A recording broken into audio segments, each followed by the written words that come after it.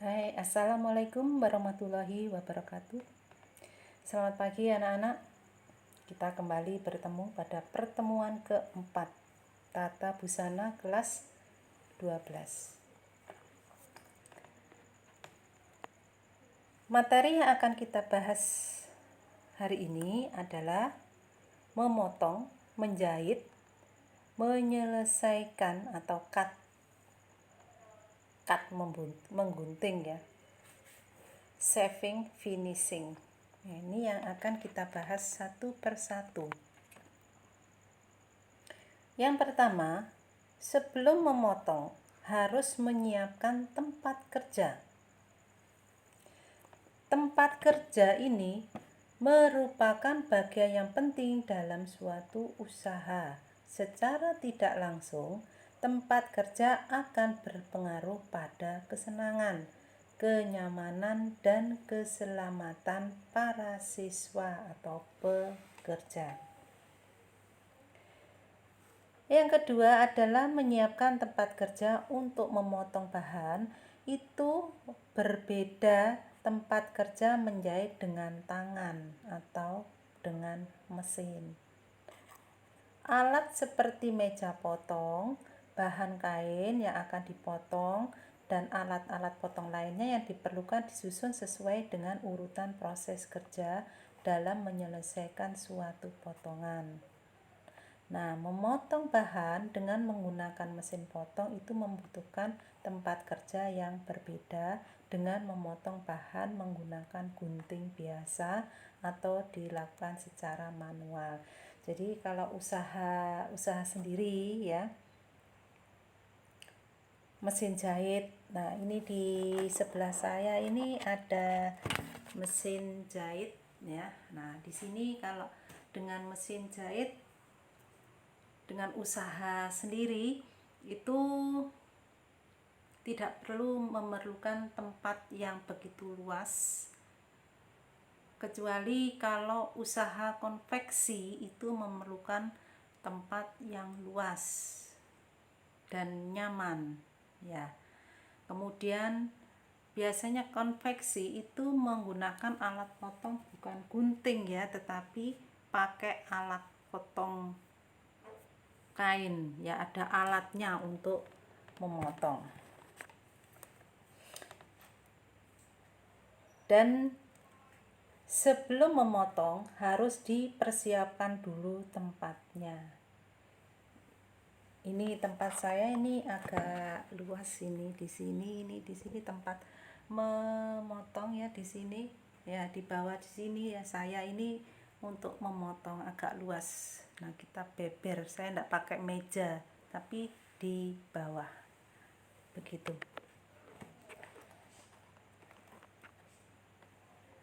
Nah, kalau menggunakan meja yang digunakan untuk memotong bahan pada produksi massal itu artinya konveksian ya.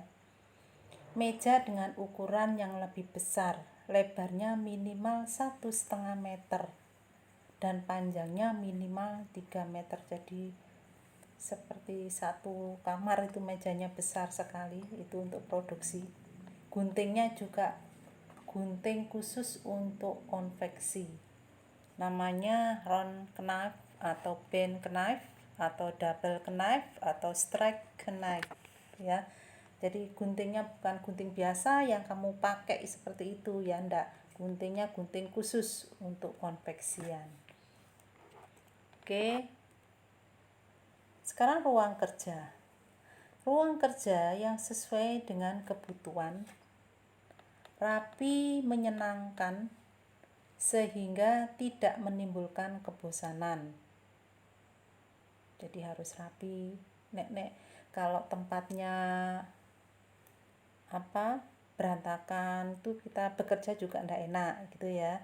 Nah, jumlah banyak sangat dianjurkan agar kesediaan tempat istirahat, harus ada tempat istirahat ya, harus ada olahraga ringan kalau capek kan gerak-gerak gitu ya. Terus tempat berbaring harus pada ruangan terpisah, pekerja ingin melemaskan otot punggung karena capek harus dilemaskan ya. Kalau menjahit kan duduk terus ya. Jadi harus ada tempatnya juga, kamar kecil, kamar ganti, kamar rias dan sebagainya ya. Itu cuma ya sekedar saja. Juga disediakan kantin, musola, tempat berobat. Itu kalau pada tempat konveksi ya. Kalau rumahan seperti ini ya tidak perlu, kalau kita bekerja sendiri. Nah, juga diperhatikan kebersihan seluruh tempat kerja juga tempat lainnya, sehingga karyawan merasa betah dan nyaman dalam melakukan aktivitas sehari-hari. Nah, meja potong kita seperti meja yang ada di ruangan jahit kita itu. Nah, kalau untuk perorangan, nah ukuran seperti itu sudah cukup. Tetapi kalau konveksian yaitu ukurannya 1,5 meter sampai panjangnya 3 meter ya, harus besar karena banyak sekali yang mau dipotong. Sekarang beberapa manfaat yang dapat diambil dari penerapan tempat kerja yang sesuai dengan konsep budaya kerja, diantaranya tempat kerja menjadi lebih teratur dan efisien sehingga bila ingin melakukan diversifikasi produk lebih mudah. Kemudian tempat kerja, mesin-mesin dan peralatan yang teratur dan bersih.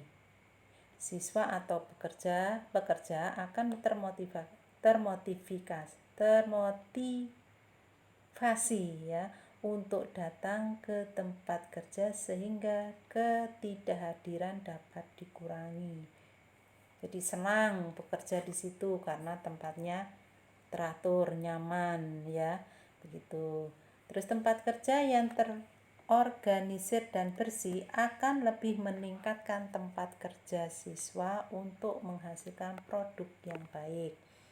Tempat kerja yang teratur secara rapi dan bersih akan mengurangi resiko terjadinya kecelakaan tempat kerja, dapat menghasilkan proses pemotongan bahan yang tepat waktu. Nah, kecelakaan kerja itu kan bisa terjadi karena kena gunting, kena jarum ya, kena jarum mesin ya itu. Terus kalau pada mesin pemotong ya kadang itu kena pemotongnya itu pada kecelakaan kerja.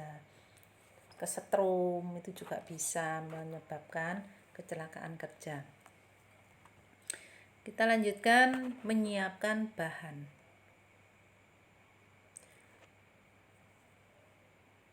Sebelum menyiapkan bahan, kalian harus dulu memilih bahan. Bahan itu apa? Kain ya, kain yang akan dipotong. Untuk itu, pembelian bahan atau tekstil harus dilakukan oleh seorang yang ahli di bidang tekstil. Pembelian kain yang sesuai dengan kebutuhan akan menghindarkan dari kelambatan dalam pemotongan. Nah, sekarang spesifikasi mutu kain antara lain dimensinya. Dimensi itu meliputi ukuran panjang, lebar, berat, dan mungkin tebal kain. Kemudian jumlah dan jenis cacat yang diperbolehkan tiap unit, termasuk cara penilaian dan lembaga penilaian yang ditunjuk jika terjadi perbedaan pendapat, rincian konstruksi dan sifat kain yang diminta. Ya, jadi untuk memilih bahan atau kain, nah itu kamu harus tahu ukuran kain, yaitu lebarnya kain itu berapa. Kalau kita mau membuat baju apa, jadi perlu kain berapa meter. Nah, kalau kain lebarnya 1,5 meter, berarti butuh berapa meter yang dibeli. Kalau ukuran kainnya 110 cm, jadi berapa meter yang harus dibeli. Jadi kamu harus paham, jadi bisa tahu pakai baju ini butuh kain berapa gitu ya. Jadi harus paham mengenai bahan. Nah, di samping hal di atas, keserasian antara bahan dengan desain busana sangat perlu diperhatikan. Siluet pakaian menjadi pertimbangan sebelum memilih bahan. Ya, itu yang saya katakan tadi. Apakah sesuai dengan desain pakaian berkerut, berlipit, atau mengembang? Caranya, bahan digantung memanjang dengan dilipit-lipit untuk memperhatikan jatuhnya. Begitu pula untuk memperhatikan kasar halusnya kita raba dan beratnya kita timbang apakah syarat-syarat pada desain telah terpenuhi. Ya, jadi bisa diraba permukaannya. Oh, itu kain itu jenis kain halus atau kasar, terus bagian permukaannya yang bagian luar itu bagaimana halus, apa yang kasar yang bagian luar. Jadi kamu harus bisa memperhatikan, bisa membedakan mana yang bagian luar atau bagian dalam. Nah, di situ bagi permukaan bahan ada 4 karakter ya, dilihat dari efek pantulan cahaya, misalnya berkilau atau kusam. Jika diraba terasa kasar atau halus, jika dipegang terasa berat atau tipis atau kaku atau apa. Nah, kesan pada penglihatan adalah mewah atau sederhana. Jadi itu kamu harus paham dalam memilih bahan. Ya, jadi dilihat itu ada 4 karakter pada permukaan bahan.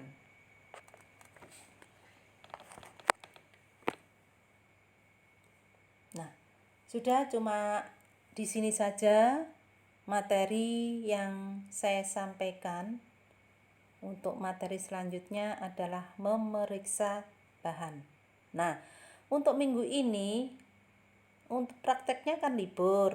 Nah, jadi rangkumannya nanti malam dikumpulkan semua, tidak menunggu minggu depan. Ya, karena tadi udah libur berarti kamu double ya. Yang minggu kemarin sama yang sekarang. Jadi di bawah foto yang kamu kirimkan ke grup nanti harus dikasih ini tugas kapan dan nama juga kelas. Siapa yang tidak mengumpulkan tugas tidak dapat nilai. Juga kalau tidak absen juga mempengaruhi nilai. Berarti kalau tidak absen berarti kamu tidak mengikuti pembelajaran dari Bu Titik ya. Nanti malam dikumpulkan jam 7. Jam 7 baru dikumpulkan. Oke. Siapa yang terlambat mengumpulkan berarti kamu tidak akan mendapatkan nilai. Oke, paham ya? Nah, cukup di sini saya akhiri. Wassalamualaikum warahmatullahi wabarakatuh.